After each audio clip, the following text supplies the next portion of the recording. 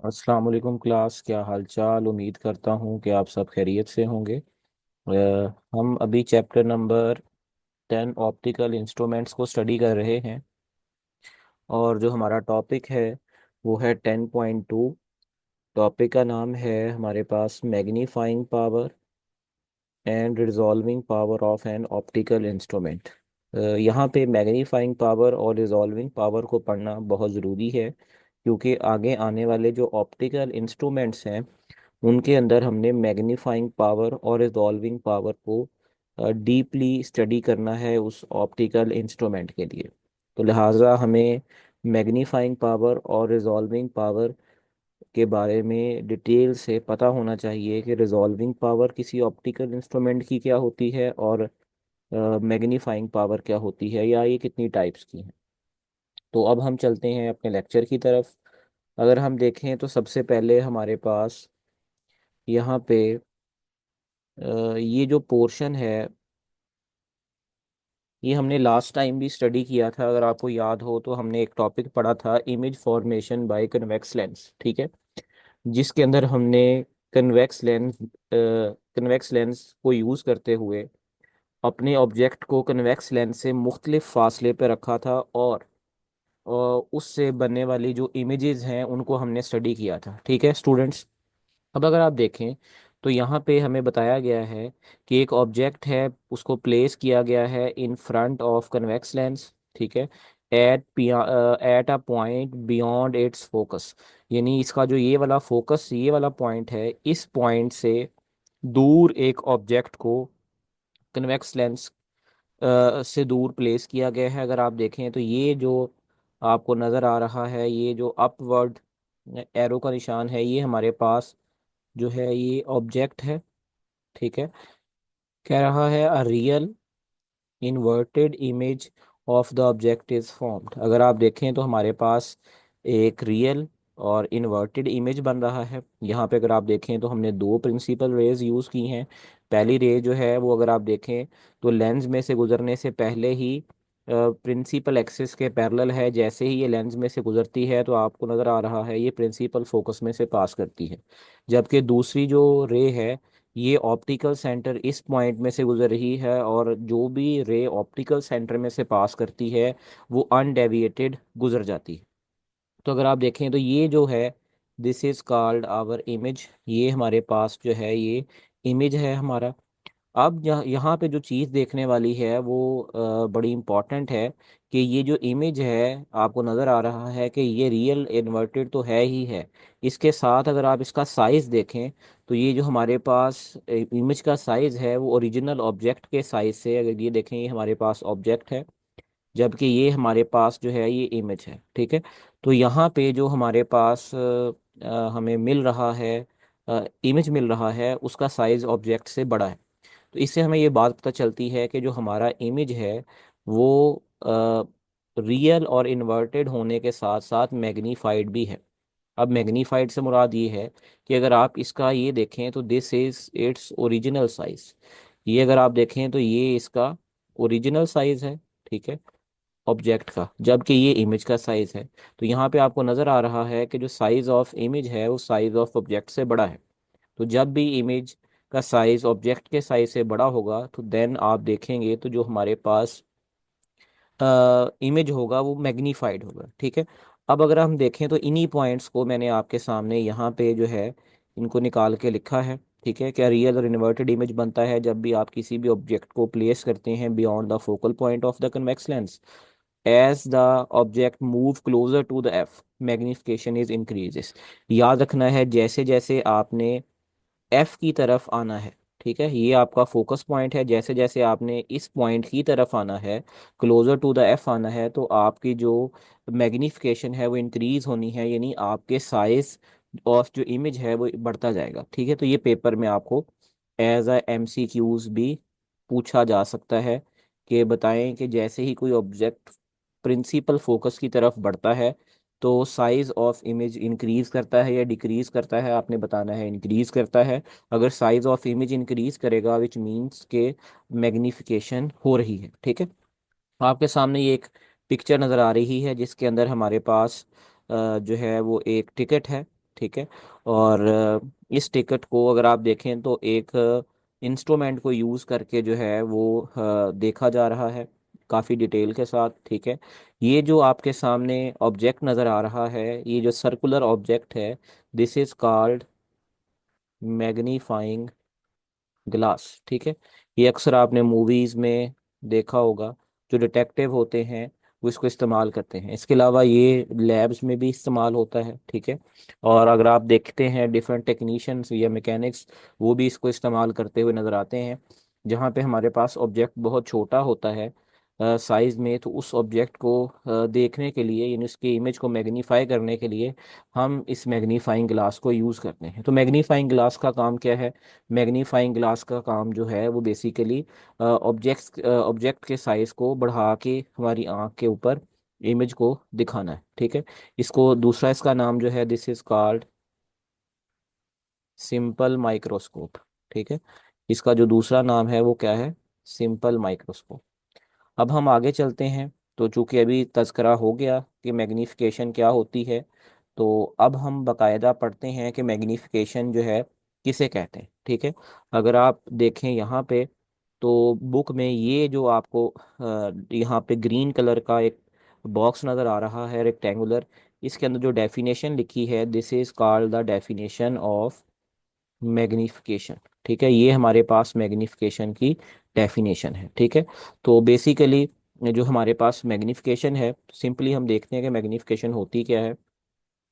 तो magnification is the ability, magnification वो ability होती है किसकी? ऑफ एन ऑप्टिकल डिवाइस, किसी भी ऑप्टिकल डिवाइस की वो एबिलिटी, वो खासियत, टू चेंज, जिसमें वो चेंज करे। चेंज दो तरह का हो सकता है, इन लार्ज यानी साइज को बढ़ाए, डिमिनिश साइज को कम करे, the apparent size of an object और इमेज, ठीक है। यानी मैग्निफिकेशन किसी भी ऑप्टिकल डिवाइस की वो एबिलिटी है जिसके अंदर वो डिवाइस उस ऑब्जेक्ट के साइज को या तो बढ़ा देती है या कम कर देती है, ठीक है। तो यहाँ पे अगर आप देखें तो दोनों चीज़ें हैं, ठीक है। तो एक तो है हमारे पास बढ़ाना, ठीक है, इन लार्ज, और डिमिनिश का मतलब है कम करना। आपने अक्सर देखा होगा कि हम मुख्तलिफ तरह के मिरर्स या कन्वेक्स लेंसेज इस्तेमाल करते हैं, ठीक है। जैसे कि आपने गाड़ी के साइड मिरर्स देखे होंगे, तो उनमें भी जो हमारे पास मिरर्स यूज़ होते हैं वो बेसिकली आप देखें तो हमें वाइड एंगल प्रोवाइड करते हैं। तो उसमें जो आपका साइज़ होता है ऑब्जेक्ट का, वो डिक्रीज हो जाता है, ठीक है।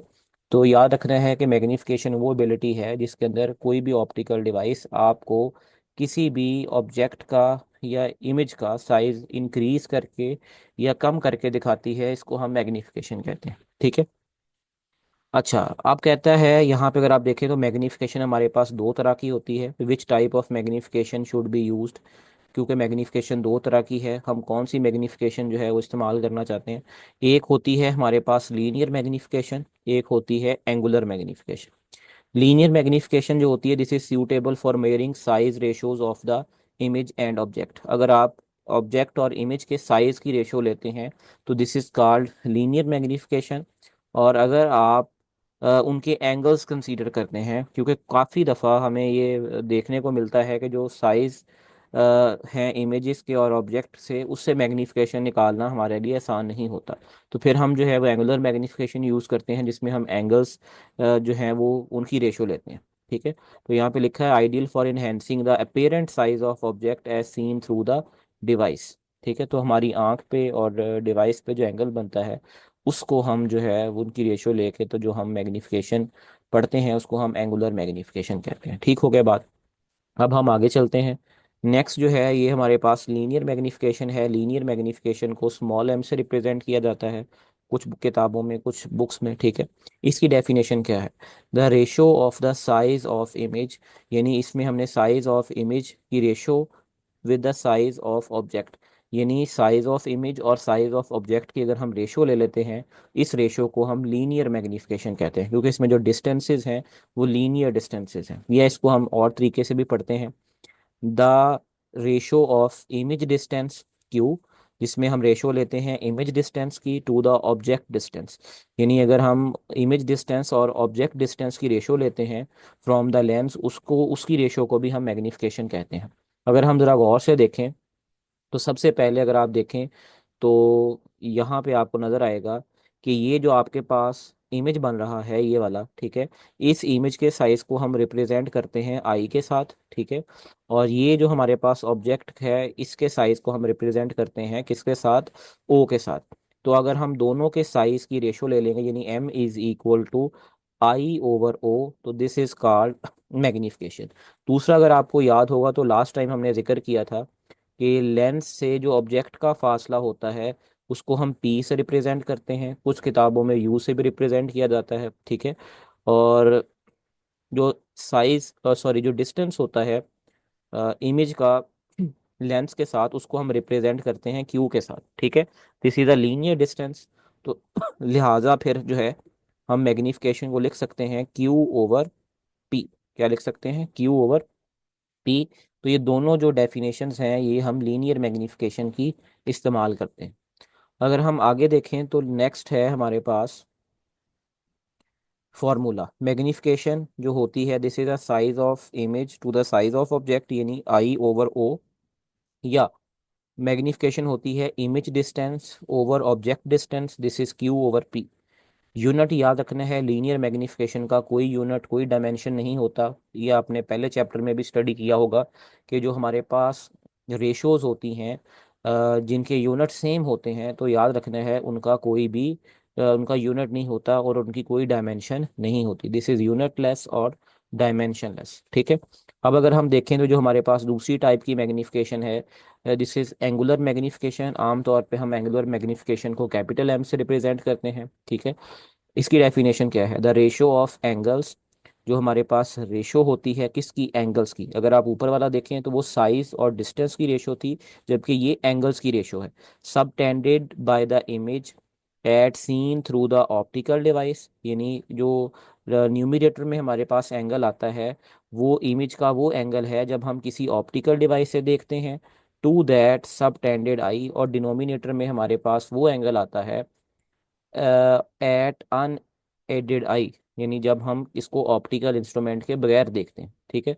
This is called magnifying power, इसको हम मैग्नीफाइंग पावर भी कहते हैं। अब इसका फॉर्मूला क्या होता है, magnifying power is equal to angle subtended by the image with the help of optical device और divided by angle subtended by the object. This is M is equal to beta over alpha. Units इसका क्या है, angular magnification has no units, क्योंकि ये भी angle है तो इसका भी कोई यूनिट नहीं होता। ठीक हो गई बात।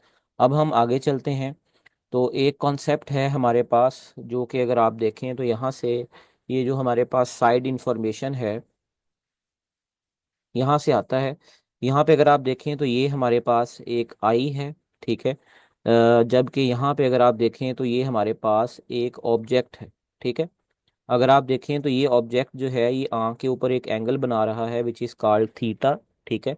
अगर आप देखें ये ऑब्जेक्ट अभी फिलहाल जो आंख से इसका डिस्टेंस है उसको हम डी से रिप्रेजेंट कर लेते हैं, ठीक है। जबकि ये बी वाली इमेज में अगर आप देखें तो यही जो हमारे पास ऑब्जेक्ट है ये अब कुछ ज़्यादा फासले पे है। अगर आप दोनों के रिस्पेक्ट से देखें तो मैं यहाँ पे आपको लाइन लगा के दिखाता हूँ। तो अगर आप देखें तो ये जो है हमारे पास इतना डिफरेंस आ रहा है, ठीक है। यानी हमने सेकंड इमेज में ऑब्जेक्ट को जो है वो टूवर्ड्स लेफ्ट मूव करवाया, तो ऑब्जेक्ट का साइज वही है, ठीक है। और ये जो एंगल बना रहा है हमारे पास this is called theta dash, ठीक है। अब आप जरा ध्यान से देखें तो ये जो है दिस इज कॉल्ड इमेज, ठीक है। ये हमारे पास क्या है, इमेज आई है और ये है हमारे पास इमेज आई डैश। आप जरा गौर से देखें तो जो हमारे पास इमेज आई है वो साइज में बड़ा है जबकि आई डैश साइज में छोटा है। उसकी रीज़न क्या है, जरा ध्यान से देखें इस एंगल को। ये जो एंगल थीटा है ये बड़ा एंगल है जबकि ये थीटा डैश जो है ये एंगल छोटा है। तो यहाँ से हमने ये सीखा कि अगर थीटा हमारे पास ग्रेटर हो जाएगा थीटा डैश से तो जो इमेज का साइज है वो क्या हो जाएगा, रिड्यूस हो जाएगा, ठीक है। अगर आप देखें एंगल बड़ा है तो इमेज भी बड़ा है, एंगल छोटा है तो इमेज भी क्या हो जाएगा, छोटा हो जाएगा, ठीक है। तो अगर हमारे पास थीटा जो है वो ग्रेटर देन थीटा डैश है तो जो इमेज है वो भी ग्रेटर देन आई डैश हो जाएगा, ठीक है। तो ये आपने बात याद रखनी है। अब ये थीटा क्या है, ठीक है, व्हाट इज कॉल्ड थीटा। इस थीटा को हम क्या कहते हैं, इस थीटा को हम नाम देते हैं विजुअल एंगल का। इस थीटा को हम क्या नाम देते हैं, this is called visual angle. ठीक है, तो कहते हैं द इमेज 10.2, यही इमेज जो हमने आपको एक्सप्लेन की अभी, illustrate the concept of visual angle. यहाँ पे किसका कॉन्सेप्ट एक्सप्लेन किया गया है, विजुअल एंगल का। विजुअल एंगल क्या होता है, visual angle is the angle, ये वो एंगल है that an object subtended to the eye lens, इसको हम नोडल पॉइंट भी कहते हैं। नोडल पॉइंट एक थ्योरेटिकल पॉइंट होता है। ये हम जो है रेटिना से 17 मिलीमीटर दूर लेते हैं। ठीक है, और याद रखना है कि ये रेटिना से आगे की तरफ होता है। यहाँ पे अगर आप देखें तो यहाँ पे हमारा रेटिना है, तो ये रेटिना से आगे की तरफ होता है, जबकि यहाँ पे अगर आप देखें तो यहाँ पे हमारा लेंस होता है। ठीक है, क्रिस्टलाइन लेंस। तो ये नोडल पॉइंट जो है इस क्रिस्टलाइन लेंस से पीछे की तरफ होता है। और यहाँ से जो लाइट रेज हम ड्रॉ करते हैं रे डायग्राम में, वो बेसिकली अनडेविएटेड गुजरती हैं, तो उसको हम नोडल पॉइंट कहते हैं। ठीक है जी, तो कहता है कि ये वो एंगल है जो ऑब्जेक्ट सबटेंड करता है एट आई लेंथ, या हम इसको कहते हैं नोडल पॉइंट। ठीक है, it is the angle formed by the rays of light, या हम इसको डिफाइन कर सकते हैं कि ये वो एंगल है जो रेज, लाइट रेज बनाती हैं from the extremities of the object entering the eye, यानी जो ऑब्जेक्ट होता है उससे जो रेज हमारी आंख में दाखिल होती हैं। तो सेकंड थिंग है हमारे पास रिप्रेजेंटेशन। अगर हम देखें तो विजुअल एंगल के लिए जो हम रिप्रेजेंटेशन यूज़ करते हैं, मतलब इसको कैसे रिप्रेजेंट करते हैं, तो उसके लिए हम थीटा यूज़ करते हैं। ठीक है, अगर आप देखें तो हमने ये प्रीवियस इमेज जो है इसको डिस्कस किया था। इसमें अगर आप देखें तो दिस इज 10.2, और इसमें भी हमारे पास जो है पार्ट ए के लिए जो है वो थीटा, जबकि पार्ट बी के लिए थीटा डैश जो है वो यूज़ किया गया। ये दो अलग अलग सिनेरियोज हमारे पास यहाँ पे मौजूद हैं। ठीक है, अब हमने जो इम्पोर्टेंट चीज़ देखनी है वो ये देखना है कि विजुअल एंगल का अपेरेंट साइज ऑफ इमेज के साथ क्या ताल्लुक है। ठीक है, तो the visual angle determine the apparent size of object. ठीक है, तो विजुअल एंगल बेसिकली ये डिसाइड करता है कि जो आपका ऑब्जेक्ट है जिसको आप किसी लेंस की मदद से देख रहे हैं, उसका इमेज जो है वो कैसा बनेगा। The larger visual angle means object appear larger. तो याद रखना है कि अगर आपके पास एंगल बड़ा है तो जो आपके पास इमेज है वो भी बड़ा बनेगा। ठीक है, यानी हम इसको अगर यहाँ पे लिखें तो अगर थीटा की वैल्यू ग्रेटर है तो जो इमेज बन रहा है उसका साइज भी ज़्यादा होगा। ठीक है, और इसका वाइस वर्सा, अगर आपका विजुअल एंगल छोटा है मीन उसकी वैल्यू कम है, तो आपका इमेज जो है उसका साइज भी छोटा होगा। इसको हम यहाँ पे अगर आप देखें तो ये ए में आपको दिखाया गया है कि एक ऑब्जेक्ट जो है वो नियर टू द आई है। ठीक है, जो कि क्रिस्टलाइन लेंस है उसके बिल्कुल करीब पड़ा है। ठीक है, और इसका जो आंख पे बनने वाला एंगल है उसको हमने थीटा के साथ रिप्रेजेंट किया है। ठीक है, और दूसरी साइड पे अगर आप देखें तो ये इसका इमेज है। ठीक है, तो अगर आप इमेज के साइज को देखें तो इमेज का साइज जो है नीचे वाली जो हमारे पास डायग्राम है, यहाँ पे अगर आप देखें ये वाला, ये इमेज के साइज से बड़ा है। जबकि अगर आप देखें तो ये जो ऑब्जेक्ट है ये वाला, ये ऑब्जेक्ट आंख से काफ़ी दूर पड़ा हुआ है। ठीक है, जिसकी वजह से इसका एंगल जो है वो भी छोटा है। यहाँ पे अगर हम देखें तो थीटा डैश की वैल्यू कम है, तो हम कहेंगे साइज ऑफ इमेज भी कम है। इसमें अगर आप देखें ऊपर वाली सिचुएशन में, तो यहाँ पे अगर आप देखें तो हमारे पास जो थीटा की वैल्यू है वो ज़्यादा है, तो साइज ऑफ इमेज जो है वो भी ज़्यादा है। ठीक है जी, तो यहाँ पे इनका रिलेशन जो है वो डायरेक्ट रिलेशन है। अगर हम देखें इमेज कंपैरिजन को, तो बाय कंपेयरिंग ए और B we infer that object in B subtend a smaller visual angle theta dash, यानी वही जो बात जो हमने भी ऊपर की कि जो सेकंड इमेज है उसमें जो हमारे पास थीटा डैश है उसकी वैल्यू जो है वो स्मॉलर है। ठीक है, यानी वो जो एंगल आंख पे बन रहा है वो छोटा है then the object in A theta dash, यानी ऑब्जेक्ट जो ए में डायग्राम में है उसका थीटा ज़्यादा है। Therefore object B will appear smaller to the eye.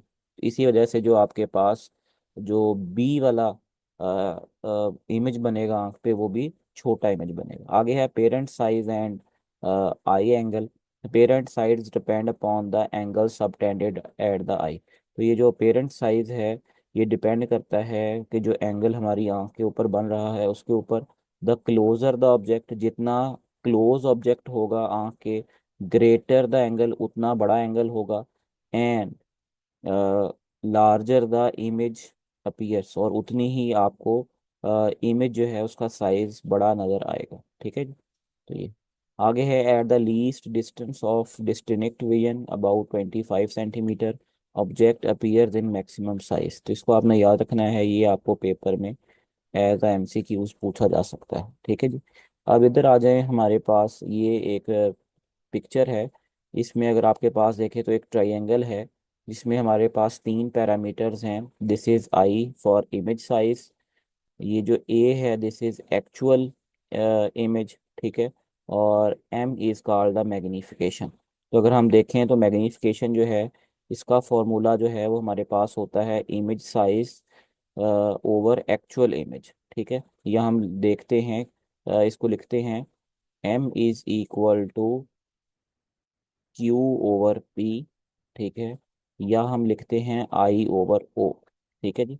तो यहाँ पे ये जो है इमेज साइज है, पी को हम ऑब्जेक्ट कहते हैं, तो यानी जो एक्चुअल ऑब्जेक्ट है या जो एक्चुअल इमेज है हमारे पास, उसको यहाँ पे रिप्रेजेंट किया जाता है। ठीक है, तो अब इस फार्मूला से हम मुख्तलिफ और जो पैरामीटर्स हैं वो भी फाइंड कर सकते हैं।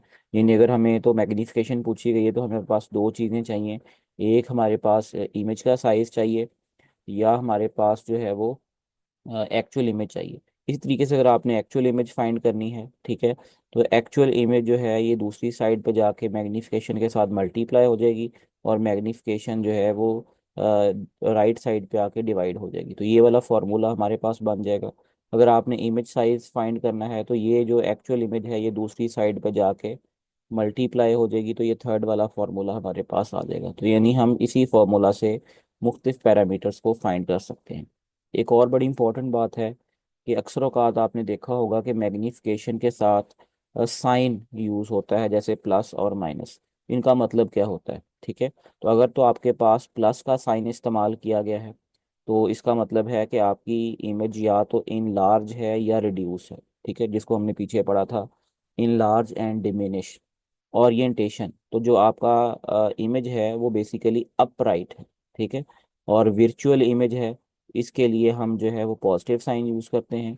अगर आपके मैग्नीफिकेशन के साथ नेगेटिव साइन लगा हुआ है तो इसका मतलब भी इन लार्ज और रिड्यूस्ड दोनों में से कोई एक हो सकता है, लेकिन जो इमेज की ओरिएंटेशन होती है वो इन्वर्टेड होती है, यानी डाउनवर्ड होती है प्रिंसिपल एक्सिस से। ठीक है, और वो इमेज रियल होता है, उसके लिए हम अमूमन जो है मैग्नीफिकेशन के साथ नेगेटिव का साइन इस्तेमाल करते हैं।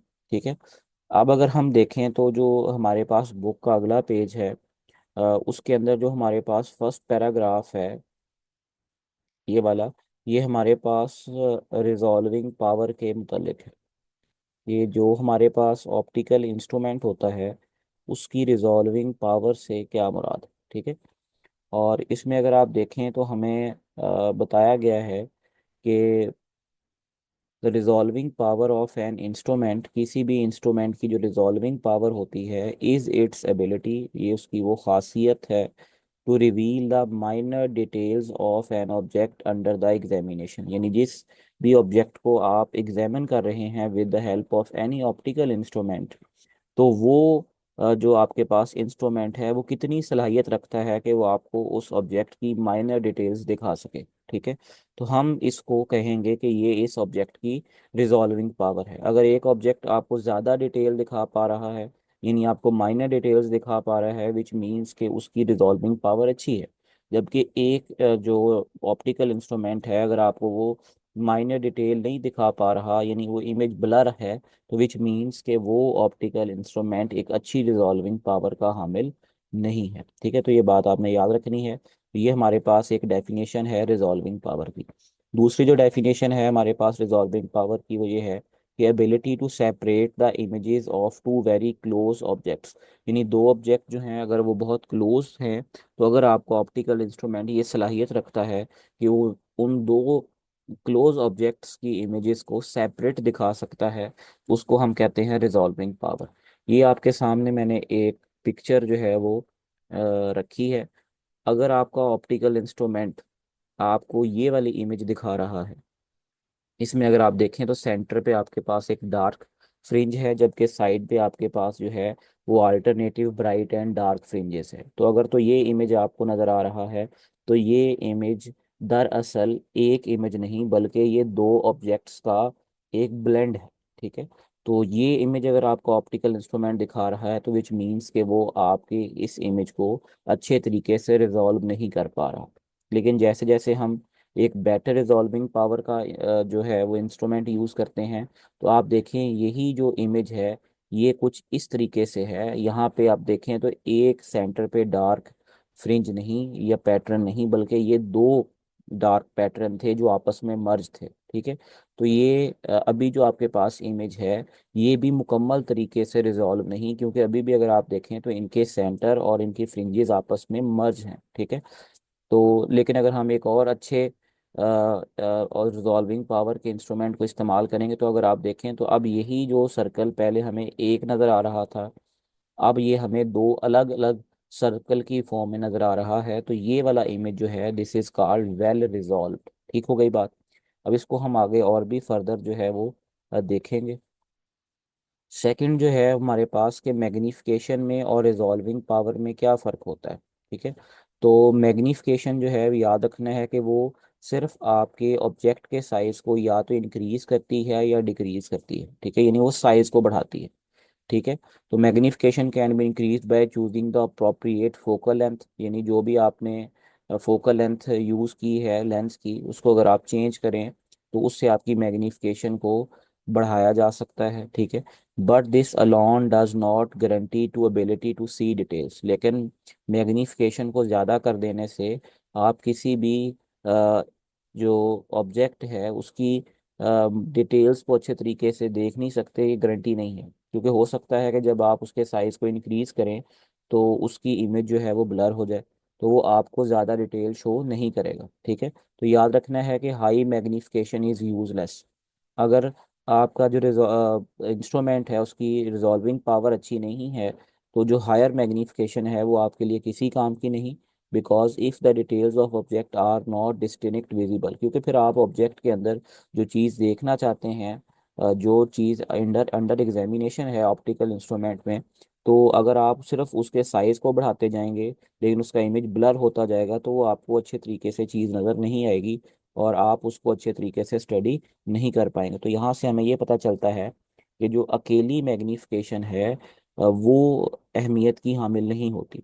एक अच्छा ऑप्टिकल इंस्ट्रूमेंट जो वही है जो मैग्नीफिकेशन के साथ साथ एक अच्छी रिजॉल्विंग पावर भी रखता हो। ठीक है। अब अगर आप देखें तो ये चीज़ हमने जो है इस वाले पैराग्राफ के अंदर हमने पढ़ी है। ठीक है। कहता है कि although magnification can be made as large as one desire by choosing the appropriate focal length. कहते हैं आप मैग्नीफिकेशन को बढ़ा सकते हैं by choosing the appropriate focal length. आप लेंस की फोकल लेंथ जो है उसको चेंज करके आप मैग्नीफिकेशन को भी चेंज कर सकते हैं। But magnification alone is of no use, लेकिन ये हमारे मैग्नीफिकेशन अकेले किसी काम की नहीं, unless we can see the details of object distinctly, जब तक हम वाज़ेह तौर पे उस ऑब्जेक्ट की डिटेल्स को नहीं देख सकते। ठीक है। तो इससे हमें ये पता चलता है कि मैग्नीफिकेशन के साथ साथ रिजॉल्विंग पावर भी बहुत अहमियत की हामिल है। ठीक है। अब हमारे पास नेक्स्ट जो है this is called limiting angle of resolution, यानी अल्फा मिनिमम। ये क्या होता है? द मिनिमम एंगल, ये वो कम से कम एंगल है बिटवीन टू पॉइंट सोर्सेज, किसी भी दो पॉइंट सोर्सेज के दरमियान में, that can be distinguish as separate by an instrument, जिसको हम जो है वो अलग अलग कर सकते हैं किसी भी इंस्ट्रूमेंट की मदद से। ठीक है। यानी जैसे आपके पास कोई गाड़ी आ रही है, ठीक है, तो आप दूर खड़े उस गाड़ी की तरफ देख रहे हैं।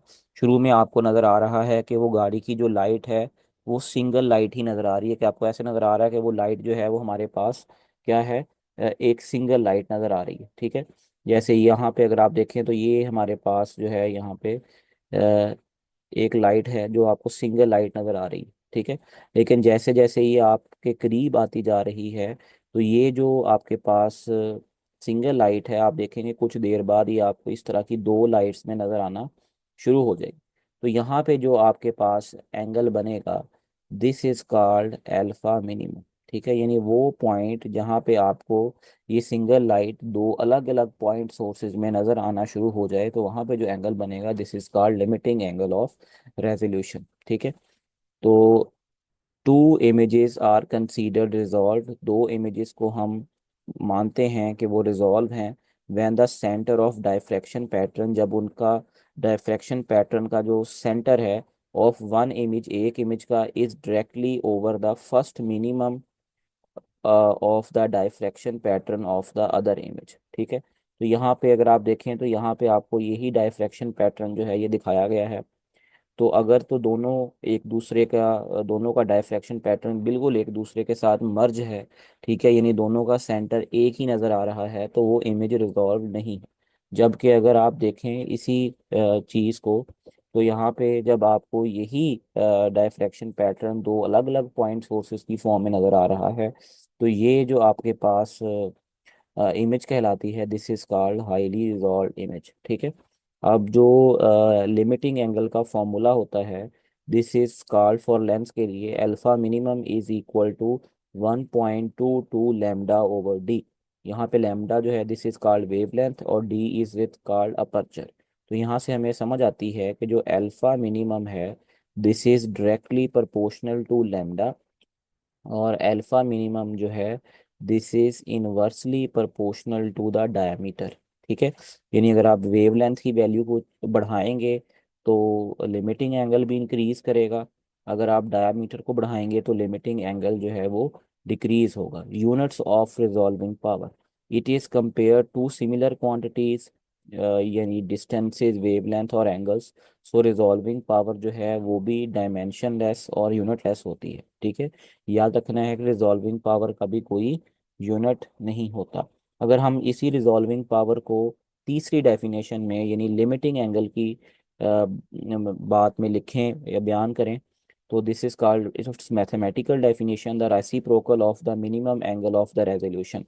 अगर आप रेसिप्रोकल कर लें मिनिमम एंगल ऑफ रेजोल्यूशन को, तो वो बराबर आ जाएगी किसके, रिजॉल्विंग पावर के। यानी अगर हम लिखें 1/, एल्फा मिनिमम, ठीक है, तो अब ये हमारे पास आ गया रिजॉल्व। अब हम इसकी वैल्यू पुट करते हैं, दिस इज कॉल्ड 1/, आपको पता है अल्फा मिनिमम की वैल्यू है 1.22 लेमडा ओवर डी। तो ये जो डी है ये ऊपर जाके मल्टीप्लाई हो जाएगा, तो रिजॉल्विंग पावर का फॉर्मूला हमारे पास बनेगा, this is called D over 1.22 lambda. ठीक है, यहाँ से आपको नज़र आ रहा होगा कि जो रिजॉल्विंग पावर है वो डायामीटर के डायरेक्टली प्रोपोर्शनल है, जबकि रिजॉल्विंग पावर जो है वो इनवर्सली प्रोपोर्शनल है लैम्डा के। ठीक है जी बात। तो यहाँ पे वही लिखा है कि स्मॉलर लिमिटिंग एंगल, अगर आपका लिमिटिंग एंगल कम है, leads to the greater resolving power, तो उसकी रिजॉल्विंग पावर ज़्यादा होगी। और अगर आपका डायमीटर यानी अपर्चर ऑफ द लेंस ज़्यादा है, leads the greater resolving power, तब भी आपकी रिजॉल्विंग पावर ज़्यादा होगी। और स्मॉलर द वेवलेंथ, जितनी कम वेवलेंथ आप यूज़ करेंगे, ग्रेटर रिजॉल्विंग पावर, उतनी रिजॉल्विंग पावर आपको ज़्यादा मिलेगी। अगर आप देखें तो वेवलेंथ का पैटर्न जो है हमारे पास, विजिबल लाइट है violet, indigo, blue, green, yellow, orange और रेड। ठीक है, इसमें जो हमारे पास सबसे कम वेवलेंथ होती है वो इसकी होती है, और सबसे ज़्यादा वेवलेंथ जो है वो इसकी होती है। यानी वेवलेंथ जो है ये ऊपर से नीचे की तरफ जो है वो क्या करती है, बढ़ती है। ठीक है, इससे मतलब है कि अगर हम यूज़ करेंगे वॉयलेट लाइट, ठीक है, और वॉयलेट लाइट की जो वेवलेंथ है वो कम होती है किसके मुकाबले में, रेड लाइट के मुकाबले में। ठीक है, तो अभी हमने पढ़ा कि जो वेवलेंथ के साथ इसका ताल्लुक है वो इनवर्सली प्रोपोर्शनल है, मतलब जिसकी वेवलेंथ कम है उसकी रिजॉल्विंग पावर ज़्यादा है। इसका मतलब है वॉयलेट लाइट की रिजॉल्विंग पावर ज़्यादा है किससे, रेड लाइट के मुकाबले में। ठीक हो गई बात। इस तरह के एमसीक्यूज आपसे पेपर में पूछे जा सकते हैं। तो ये वाला जो पोर्शन है ये पेपर में एमसीक्यूज के लिए पूछा जाता है। अब ये चीज़ कहाँ पे मौजूद है, अगर आप देखें तो ये सारी चीज़ जो है ये इस वाले पैराग्राफ में आपको बयान की गई है। ठीक है, तो सारी चीज़ें मैंने यहाँ पे लिख रखी हैं, वही चीज़ें यहाँ पे बयान। रिजॉल्विंग पावर जो ग्रेटिंग होती है, डायफ्रैक्शन ग्रेटिंग, उसके लिए क्या है, the ability of diffraction grating to distinguish between two closely space wavelength. अगर आपकी डायफ्रैक्शन ग्रेटिंग दो क्लोजली स्पेस वेवलेंथ के दरमियान में फ़र्क कर पा रही है, तो इसको हम कहते हैं कि ये इसकी रिजॉल्विंग पावर है। इसका फॉर्मूला होता है R is equal to lambda over λ2 minus λ1। इसको हम ऐसे भी लिख सकते हैं, लैम्डा वैसे ही आ जाएगा ये वाला इधर, जबकि ये नीचे वाला जो है इसको हम डेल्टा लैम्डा लिख लेंगे।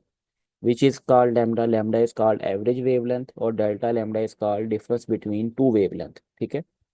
और इसी तरीके से अगर हम देखें कि अगर उसी डायफ्रैक्शन ग्रेटिंग के ऊपर हमारे पास नंबर ऑफ रूलिंग्स भी मौजूद हैं, तो फिर उसके लिए फॉर्मूला होता है R is equal to n multiply by m। n is called number of rulings on the grating और m is called order of diffraction. ठीक है। तो ये दो फॉर्मूले आपने पेपर में याद रखने हैं, ये पेपर में अक्सर MCQs पूछा जाता है। ठीक है, कि अगर आपके पास नंबर ऑफ रूलिंग्स मौजूद हैं, देन बताइए रिजॉल्विंग पावर का क्या फॉर्मूला होगा।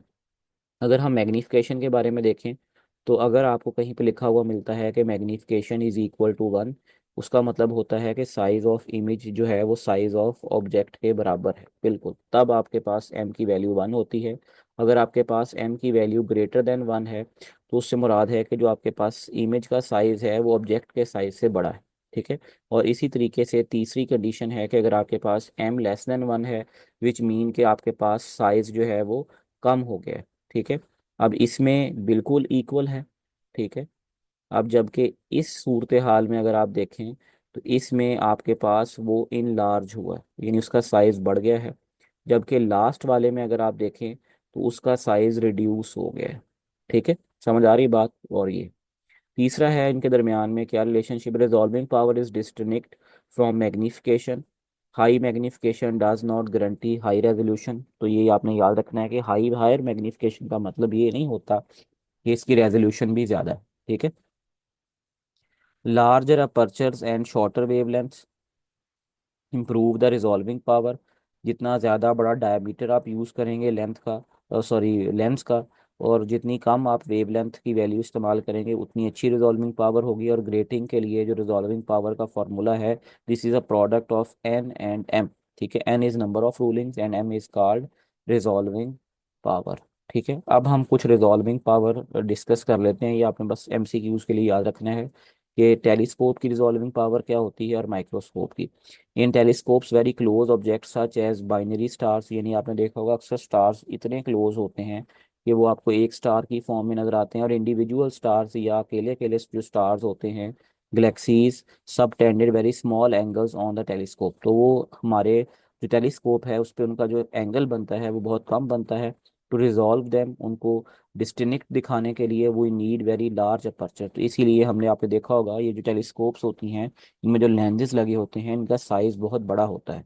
We can use Rayleigh to determine the resolving power and the angular separation between two objects is. तो यहाँ पे delta theta is called angular separation, और ये जो रिलेशन है this is called Rayleigh relation. ठीक है, this is called 1.22 lambda over D. ठीक है। और रिजॉल्विंग पावर फिर क्या हो जाएगी, वो इस एंगल के इन्वर्सली प्रोपोर्शनल होती है, this is called 1/λ delta lambda. और डी ऊपर चला जाएगा, और वही जो फार्मूला भी हमने ऊपर पढ़ा है ये बेसिकली टेलीस्कोप के लिए ही यूज होता है। For higher diameter better resolution, ये भी हमने ऊपर भी डिस्कस किया कि जितना ज़्यादा डायमीटर बड़ा होगा, यहाँ पे आपको नज़र भी आ रहा है कि रिजॉल्विंग पावर डायमीटर के डायरेक्टली प्रोपोर्शनल और लैम्डा के इनवर्सली प्रोपोर्शनल है। ठीक है। The best astronomical optical telescope have mirror for diameters as large 10 metre. तो जो रिफ्लेक्टिंग टेलीस्कोप्स होती हैं उनमें मिरर यूज होते हैं, और मिरर का जो साइज होता है वो 10 मीटर तक होता है, to achieve the best resolution, ताकि हम जो स्टार्स की जो इमेज बन रही है उसकी अच्छी रेजोल्यूशन ले सकें। Higher wavelength reduce the resolving power. ये याद रखना है कि अगर आपने बड़ी वेवलेंथ यूज़ की है, इसकी वेवलेंथ की वैल्यू ज़्यादा है, तो वहाँ पे जो आपके पास रिजॉल्विंग पावर है वो कम हो जाएगी। As consequently radio and micro telescopes need larger mirrors. ठीक है।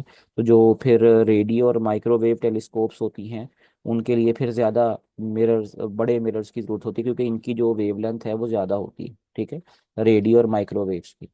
आगे है हमारे पास microscope. Microscope, for microscope resolving power is inverse of the distance between two objects just that can be just resolve. तो ये उनके दरमियान में जो डिस्टेंस होता है उसके इनवर्स होती है।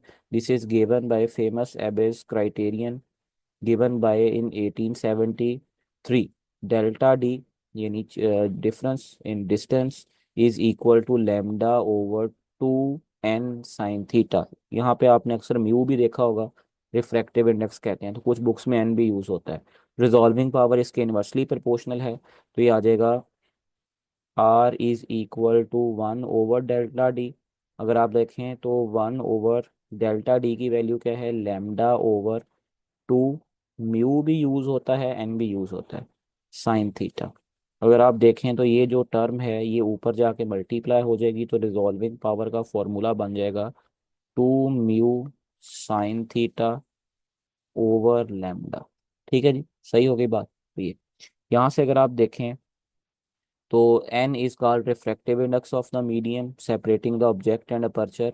Note that to achieve the high resolution n sin theta must be large। ठीक है, यानी यहाँ पे आप देखें म्यू साइन थीटा है। ठीक है, this is called numerical aperture. ठीक है, इसको हम क्या कहते हैं, this is called numerical aperture. आगे मैंने ये रिजॉल्विंग पावर की एक, आप कह लें कि डायग्राम में इसको लिख दिया कि ह्यूमन आई के लिए जो लिमिटिंग एंगल होता है वो 1 मिनट के इक्वल होता है, यानी 1/60 डिग्री। ठीक है, और ये रिजॉल्विंग पावर जो है ये लिमिटिंग एंगल के इन्वर्सली प्रोपोर्शनल होती है। माइक्रोस्कोप के लिए यही फार्मूला लिखा हुआ है, इसमें लिमिटिंग एंगल होता है डी इज इक्वल टू लैम्डा/2 म्यू sin थीटा, और यहाँ पे जो आपके पास रिजॉल्विंग पावर होती है वो इस लिमिटिंग एंगल के इन्वर्सली प्रोपोर्शनल होती है। जबकि टेलीस्कोप के लिए लिमिटिंग एंगल का फार्मूला होता है लैम्डा/1.22 डी, और यहाँ पे रिजॉल्विंग पावर होगी 1 ओवर, इन्वर्सली प्रोपोर्शनल होगी लिमिटिंग एंगल के। और ग्रेटिंग के लिए फॉर्मूला होता है are is equal to n×m, या आर इज इक्वल टू लैम्डा/डेल्टा लैम्डा। तो ये आपने याद रखना है, ये मैंने MCQs के लिए आपको यहाँ पे टेबल लिख दिया है। अब इसी से रिलेटेड हमारी बुक में दो MCQs हैं। ठीक है, पहला जो सॉरी शॉर्ट क्वेश्चन है, पहला है what do you understand by the linear magnification. कहता है आप लीनियर और एंगुलर मैग्निफिकेशन के बारे में क्या जानते हैं या उनको कैसे समझते हैं। How convex lens is used as magnifier, ये वैसे अगले टॉपिक से रिलेटेड है। तो यहाँ पे सिंपली आपने दोनों के दरमियान में जो डिफरेंस है या आपने दोनों के रिलेटेड जो चीज़ें हैं वो लिख देनी है। सबसे पहले हमने डेफिनेशन लिखी है, the ratio of the size of image to the size of object is called linear magnification. यानी इसका फॉर्मूला होता है M is equal to I/O। I जो है this is called size of image, O is called size of object. इसको हम ये भी लिख सकते हैं Q/P, यानी distance of image over distance of object from the lens. ठीक है, तो ये नीचे मैंने उनको लिख दिया है। एंगुलर मैग्निफिकेशन जो होती है बेसिकली एंगल होता है subtended by the image as seen through the optical device to the angle subtended by the object is then naked eye is called angular magnification. और इसको फार्मूला होता है M is equal to beta over alpha. ये जो beta है ये optical device वाला angle है, और जो अल्फा है ये नेकेड आई का एंगल है। ठीक है, विदाउट द ऑप्टिकल डिवाइस और एनी लेंस। कन्वेक्स लेंस जो है मैग्नीफायर तब यूज होता है जब हम किसी भी ऑब्जेक्ट को किसी भी डबल कन्वेक्स या बाई कन्वेक्स लेंस की फोकल लेंथ के अंदर रखेंगे, तो जो हमारे पास इमेज बनेगा वो मैग्नीफाइड होगा, इरेक्ट होगा, और वर्चुअल इमेज जो है वो बनेगा। ये हम सिंपल माइक्रोस्कोप में आगे देखेंगे। आगे जो है हमारे पास सेकंड क्वेश्चन है कि explain the difference between angular magnification में और रिजॉल्विंग पावर में क्या फ़र्क है। What the limits of magnification of the optical instrument, तो जो लिमिट्स होती हैं मैग्निफिकेशन की वो क्या है। डिफरेंस ये है कि जो एंगुलर मैग्निफिकेशन है वो parent size of the image को इंक्रीज करता है, जबकि रिजॉल्विंग पावर जो है वो हमें ये बताती है कि माइनर डिटेल्स क्या है। अगर हमारे पास दो क्लोज ऑब्जेक्ट्स हैं तो वो हमें उनको डिस्कनेक्ट करके बताती है कि ये अलग ऑब्जेक्ट है, ये अलग ऑब्जेक्ट है। ठीक है जी, और इसकी जो लिमिटेशन है वो क्रोमेटिक और स्फेरिकल एब्रेशन, जो दो मेन डिफेक्ट होते हैं लेंस के, वो ऑप्टिकल इंस्ट्रूमेंट की मैग्निफिकेशन को लिमिट करते हैं। ये क्या होते हैं ये हम एक अगले लेक्चर में इसको डिस्कस करेंगे। मुख्तलिफ किस्म के MCQs वैसे पूछे जा सकते हैं। सबसे पहला ये पूछा जा सकता है कि आप बताएं कि जो रिजॉल्विंग पावर होती है लेंस की वो हम उसको किस रिलेशन से लिख सकते हैं। ठीक है, तो याद रखना है कि अभी हमने पीछे पढ़ा कि जो हमारे पास रिजॉल्विंग पावर होती है, यहाँ पे आपको नजर आएगा, हाँ जी, तो रिजॉल्विंग पावर जो होती है वो हमारे पास किसके इक्वल होती है, inverse of inverse of limiting angle, और लिमिटिंग एंगल हमारे पास किसके बराबर होता है, 1.22 लैम्डा ओवर डी। ये अब ये ऊपर चला जाएगा हमारे पास, this is equal to R is equal to D over 1.22 lambda. ठीक है, तो यहाँ पे अगर आप देखें तो ये हमारे पास लिमिटिंग एंगल की फॉर्म में गिवन है, और लिमिटिंग एंगल का फॉर्मूला होता है 1.22 लैम्डा ओवर डी। ये आपको पेपर में पूछा जा सकता है। आगे है कि अगर if N is the number of rulings, N जो है वो हमारे पास नंबर ऑफ रूलिंग्स हैं ग्रेटिंग की, then resolving power in the nth order diffraction is equal to, ये भी हमने पीछे फॉर्मूला पढ़ा था, R is equal to N cross M. तो ये ऑप्शन नंबर ए जो है ये हमारे पास ठीक हो जाएगा। ये पेपर में काफ़ी दफ़ा एमसीक्यूज पूछा गया है पास्ट पेपर्स में। Product of number of rulings and order of diffraction is equal to resolving power, ये भी उसी से रिलेटेड ही है। The ratio of size of image to the size of object is called linear magnification.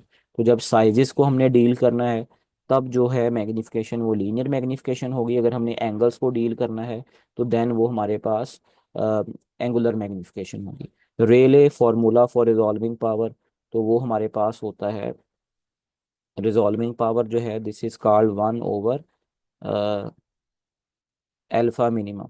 ठीक है, तो ये आपने याद रखना है। ठीक है, तो इससे अगर आप रिजॉल्विंग पावर अभी हमने ऊपर निकाली थी तो फॉर्मूला था डी ओवर 1.22 लैम्डा। तो यहाँ पे जो ऑप्शन है दिस इज कॉल्ड, ये वाला हमारे पास ऑप्शन जो है वो ठीक होगा।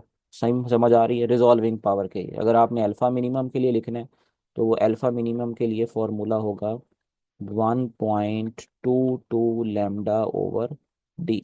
ठीक है, तो अब जो रेले हमारे पास फॉर्मूला है रेले का, रेले क्राइटेरियन, ठीक है, वो हमारे पास होता है ये वाला। ठीक है, तो ये हमारे पास अल्फा मिनिमम के लिए फार्मूला है और ये हमारे पास रिजॉल्विंग पावर के लिए फार्मूला है। ठीक है, तो यहाँ पे अगर आप देखें तो इस न्यूमेरिकल में ये जो ऊपर हमारे पास गिवन है ये गलत गिवन है। यहाँ पे अगर आप देखें तो ये हमारे पास आएगा alpha minimum is equal to 1.22 lambda over D, क्योंकि सवाल में हमसे रिजॉल्विंग पावर के बारे में पूछा गया है, ना कि एंगुलर सेपरेशन के बारे में। ठीक है, अगर आप आगे देखें unit of the magnifying power, तो याद रखना है इसका कोई यूनिट नहीं होता, this is the ratio of same quantities, इसका कोई यूनिट नहीं होता। आगे है if a convex lens of the focal length F is cut into two identical half along the lens diameter, तो ये हमारे पास एक लेंस है। ठीक है, तो ये इसके दरमियान में एक लाइन है, आप यहाँ से लेंस को दो हिस्सों में कट कर देते हैं। ठीक है, और then the focal length of each half, तो इस हाफ की और इस हाफ की फोकल लेंथ हमारे पास क्या होगी। तो याद रखना है जब भी आप किसी लेंस को दो हाफ्स में कट करते हैं along the diameter, then the focal length remain same, तो फोकल लेंथ जो है वो चेंज नहीं होती। अब ये कुछ यहाँ पे नीचे मैंने शॉर्ट क्वेश्चन लिखे हैं कि मैग्नीफाइंग पावर क्या होती है, इसका यूनिट बताएं, तो ये भी हमने पीछे पढ़ लिया। डिफरेंस पूछा जा सकता है पेपर में। ठीक है, तो जो एंगल बनता है हमारी आंख पे उसका क्या, इसकी क्या इंपॉर्टेंस है, तो हमने पढ़ा था कि अगर एंगल ज़्यादा होगा तो इमेज का साइज भी ज़्यादा बनेगा। ठीक है, अगर हमारे पास एंगल कम होगा तो साइज ऑफ इमेज भी कम बनेगा। तो ये आपने डायग्राम बना के बना सकते हैं तो बना दें। ठीक है, plane resolving power is more important than magnification in distinguishing two close objects, तो यहाँ पे आप बताएं कि रिजॉल्विंग पावर जो है वो क्यों ज़रूरी होती है, अकेली मैग्निफिकेशन जो है वो हमारे किसी काम की नहीं। तो ये हमने पीछे डिस्कस किया, वो आप इसको यहाँ पे लिख सकते हैं।